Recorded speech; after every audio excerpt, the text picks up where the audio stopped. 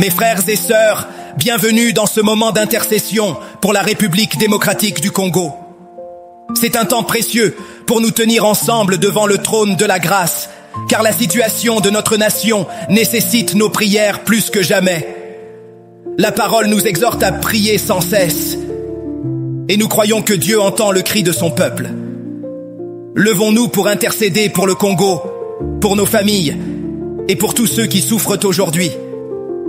Maintenant, je vous invite à vous joindre à moi pour adresser nos prières au seul Dieu fidèle. Seigneur Tout-Puissant, nous venons devant toi avec un cœur brisé, mais avec confiance, car tu es notre refuge et notre force, un secours qui ne manque jamais dans la détresse. Seigneur, regarde ton peuple en RDC, regarde ceux qui sont pris au piège des combats au sud Kivu. Ô Dieu, déploie tes anges autour d'eux.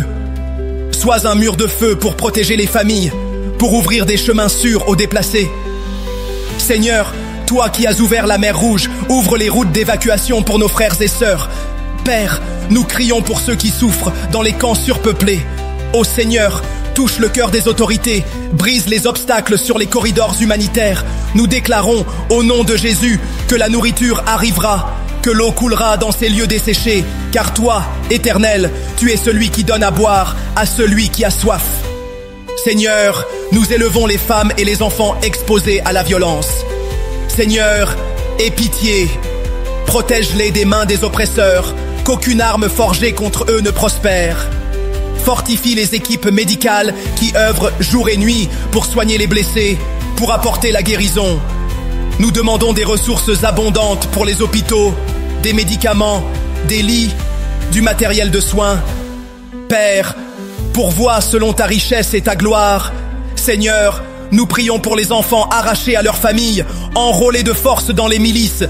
Ô Dieu, entends le cri de ces petits, brise les chaînes de captivité, qu'ils soient libérés, restaurés, réintégrés dans leurs foyers, dans leurs écoles. Père, tourne le cœur des chefs de guerre, qu'ils relâchent ces enfants, car Jésus a dit, laissez venir à moi les petits enfants et ne les en empêchez pas. Ô Seigneur, nous intercédons aussi pour la crise alimentaire qui ravage la nation. Seigneur, lève des Joseph en ce temps de famine, que l'aide soit débloquée, que les champs refleurissent, que les agriculteurs reçoivent ce dont ils ont besoin pour nourrir leur famille. Père, envoie la pluie sur la terre sèche, multiplie les ressources comme tu as multiplié les pains et les poissons. Seigneur, nous confions entre tes mains les humanitaires, les journalistes, les travailleurs de paix qui risquent leur vie pour aider. Seigneur, cache-les sous l'ombre de tes ailes. Nous prions pour ceux qui sont en captivité, Seigneur. Visite-les, délivre-les, comme tu as brisé les chaînes de pierre en prison. Père, nous prions pour la paix dans l'est du Congo. Seigneur, que les armes se taisent, que les groupes armés déposent leurs fusils. Toi, Prince de paix, règne sur cette nation. Seigneur, incline le cœur des dirigeants vers la justice, vers la réconciliation.